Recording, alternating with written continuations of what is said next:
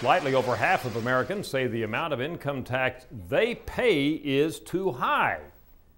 That may seem like pretty negative sentiments on the part of Americans as we all get prepared to file our income taxes. However, the numbers have been bigger.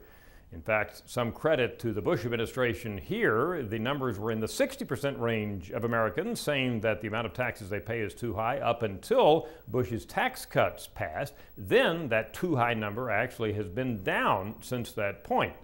What's the all-time high on this measure that Gallup's been asking for decades? Well, way back in 1952, when Harry Truman was still president, Dwight Eisenhower was going to get elected later that year, we had 70% plus of Americans say the amount of income tax they paid was too high. What's the low point?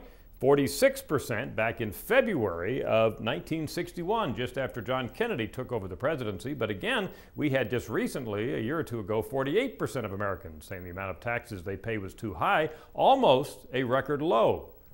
A different question Gallup asked, is the amount of income tax you pay fair or not? Over half of Americans say yes, the amount of income tax they pay is fair.